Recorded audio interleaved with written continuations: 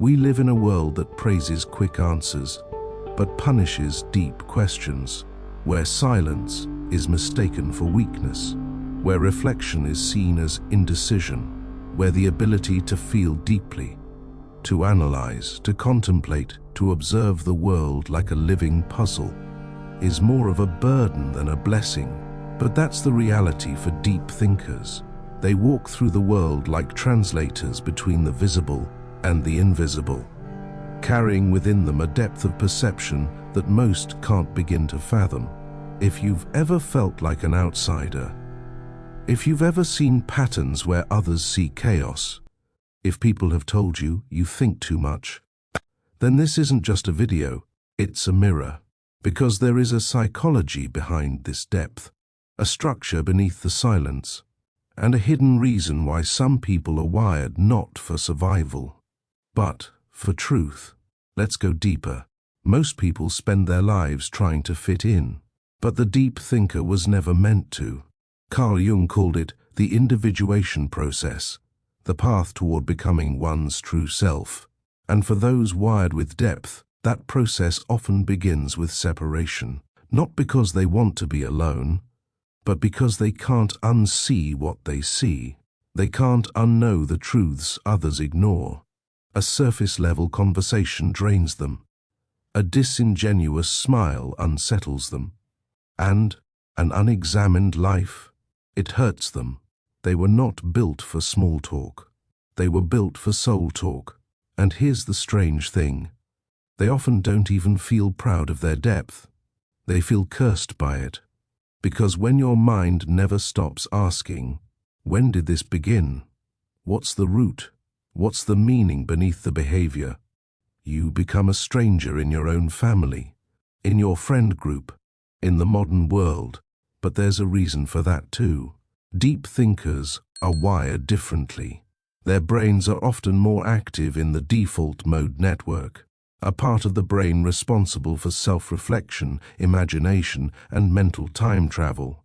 It's why they can sit in a room and replay a memory from 5 years ago in full cinematic detail, while the people around them scroll endlessly, numb and detached. They feel more, think more, and often suffer more. But suffering isn't the whole story, because buried beneath that suffering is power. The kind of power this world desperately needs. Let me ask you something personal. Have you ever had a moment where you saw through someone's mask, where everyone else was charmed, but something inside you whispered, "This is not who they say they are"? That's your depth. That's your intuitive intelligence. And it's not just a gift, it's a responsibility. Because deep thinkers are the emotional archaeologists of society. They dig where others skim. They feel where others numb. They ask why, when others say whatever. But here's where it gets dangerous. If you don't know how to manage this depth, you'll drown in it. You'll isolate, overanalyze, detach. You'll start believing no one understands you. And worse, that no one ever will. But that's not true. There are others like you. And the more you understand the psychology of your depth, the more you realize you were never broken. You were just surrounded by shallow waters. And if this is resonating so far, but let's go deeper. Why does the deep thinker suffer more? Because they don't just experience life, they interpret it. Every word carries weight. Every silence has meaning. Every action becomes a puzzle piece in a greater mosaic of intention, trauma, ego, or longing. To the average person, someone walking away might just be walking away. To the deep thinker, it's a question. Was it fear? Was it shame? Or maybe they saw something in me they couldn't face in themselves. This constant meaning-making isn't optional. It's instinctive. And over time, it can become overwhelming. Because when you see so much, you also feel so much. And the world rarely makes space for people who feel deeply. You get told you're too sensitive, too intense, too complicated. But here's the paradox. The world needs that sensitivity. It's starving for that intensity. It's desperate for minds that don't settle for surface. You are not too much. The world has just gotten used to too little. Carl Jung once wrote, "The privilege of a lifetime is to become who you truly are." But becoming who you truly are, when your mind questions everything and your heart feels it all, isn't a linear path. It's a spiral, a returning, a shedding, a remembering. And deep thinkers go through this spiral more often than most. They lose themselves in relationships that don't meet them. They shrink themselves to avoid overwhelming others. They carry emotional weight that isn't theirs, just because they understand it so well. Sound familiar? If it does, then you might be walking the archetype of the seeker, the one who doesn't settle, who burns through illusions, who would rather walk alone than be surrounded by falsehood. But even seekers need anchors, and that anchor is self-trust, because when your mind never stops spinning, when you see all sides of an argument, when you can justify both staying and leaving, fighting and forgiving, it's not logic that saves you. It's self-trust. It's knowing your inner compass better than anyone else's opinion. It's no longer needing the world to mirror your truth before you stand in it. And if this content is making sense to you, then click the subscribe button and subscribe to the channel. Thank you for your support. Let's return to Jung. He believed that the unconscious mind wasn't just a personal container. It was a collective ocean. And the deep thinker? They're the ones brave enough to dive. Not everyone is meant to go that deep, and not everyone can follow you there. But you didn't come here to be followed. You came here to remember. You came here to speak the unspeakable, to notice the unnoticed, to find language for what others can only feel. So, if you've ever wondered why you're the one who sees the red flags early, why you feel heavy in crowds, why you replay one sentence from 3 weeks ago like it was the climax of a movie, it's not madness, it's depth, and it's time you honored it. Let's talk about what most people never see. The inner world of a deep thinker isn't just rich, it's crowded. Crowded with possibilities, timelines, unspoken conversations, and 1,000 what-ifs. They don't just live in the present moment. They orbit the past. They simulate the future. They carry multiple realities in their head, all at once. And while this might sound like a superpower, it comes with a price. Overthinking isn't a habit. It's a survival mechanism. It's the mind's way of pre-solving every possible problem to avoid the sting of pain, rejection, or chaos. But here's the catch. Trying to think your way out of pain often makes you feel it more. Because deep thinkers don't have casual thoughts. They have emotional ecosystems. One idea can lead to 5 feelings. One memory can unearth 10 meanings. One pause in a conversation can birth an entire narrative. This is the mind of someone who feels before they act, who sees patterns where others see randomness, who senses tension in a room before a single word is spoken. They're not paranoid, they're perceptive. And often, they've been gaslit into believing their perception is a flaw. But what if it's a gift? What if your sensitivity to energy, to nuance, to micro shifts in tone or body language isn't a weakness to be numbed, but a strength to be refined? Nietzsche once said, and those who were seen dancing were thought to be insane by those who could not hear the music. Deep thinkers, you hear the music, even when no one else does. You sense the dissonance in people's words. You notice the pain behind the smile. You decode the spaces between sentences, the part most people skip. And for that, you've likely been misunderstood. You've felt lonely even in company.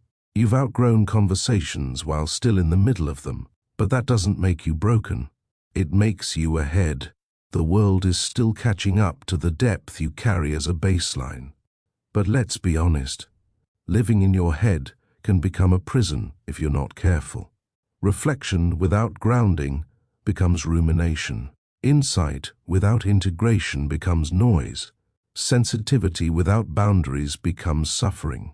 That's why every deep thinker must also become a deep feeler. Because your healing won't come from thinking better thoughts. It'll come from feeling them all the way through. The sadness, the confusion, the hope, the rage. Not analyzing it, not suppressing it, but embodying it. Letting your body complete the cycles your mind keeps trying to solve. The journey isn't to escape your depth. It's to live from it. To stop turning it into a burden and start using it as a compass. And here's something no one tells you. Depth attracts distortion and clarity. People will project onto you, misunderstand you, call you names because they can't label what they don't understand. But that's not your cue to shrink. That's your cue to anchor, to stop apologizing for how deeply you feel, to stop hiding your truth because it might make others uncomfortable, to stop asking for permission to be the storm and the stillness. You weren't meant to be digestible. You were meant to be felt. Let's go deeper. Carl Jung said, "Your visions will become clear only when you can look into your own heart. Who looks outside dreams, who looks inside awakens." And this is the invisible rite of passage every deep thinker must walk alone. Because at some point, your mind won't be enough. Your insights won't save you. Your intelligence won't protect you.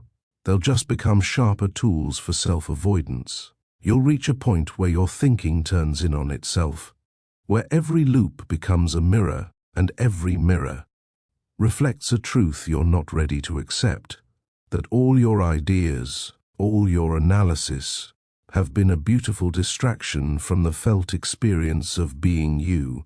And the moment you realize that is the moment everything changes.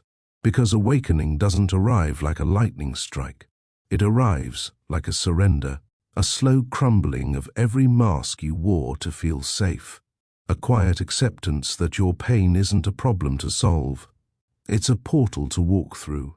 This is where the deep thinker meets the inner alchemist, where you stop asking, "Why do I feel so much?"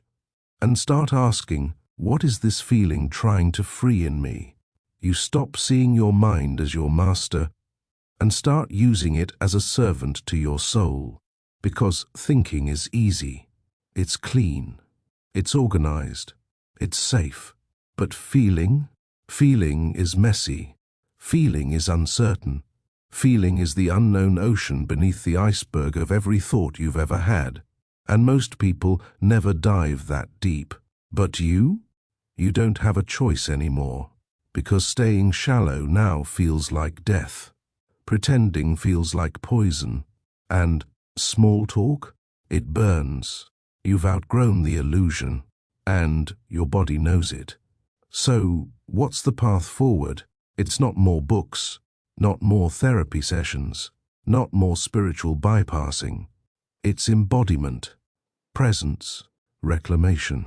It's waking up each day and asking, how can I live what I know? Not just theorize it, not just post about it, but breathe it, speak it, move as it. It's choosing to meet your pain without a story, to feel your anger without shame, to express your joy without filtering it through logic. Because real depth isn't complicated. It's clear. It doesn't need to convince anyone. It just is. And here's the twist. Once you integrate your depth, you stop needing others to understand you. You no longer crave validation for your complexity. You no longer seek connection through shared wounds. You no longer apologize for not being normal, because now your presence does the speaking. You become a mirror for others, a reminder of what they've suppressed, a lighthouse for those still drowning in shallow waters. And some will hate you for it. Some will ghost you, mock you, misread you. But others, they'll remember who they are because of you, because your depth has become safe, your silence has become reassuring, your truth has become magnetic. You don't demand space, you create it. And that is the full circle of the deep thinker's path. If this resonated, take a moment to subscribe. Drop a comment below, not for the algorithm, but to mark this chapter in your journey. If you made it this far, you're not just watching, you're remembering, returning, reclaiming your inner ground. So trust that the video YouTube shows you next, the one appearing now, is not random. It's the next doorway, the next layer, and it will meet you exactly where you are. We'll see you in the next depth. Depthoria continues.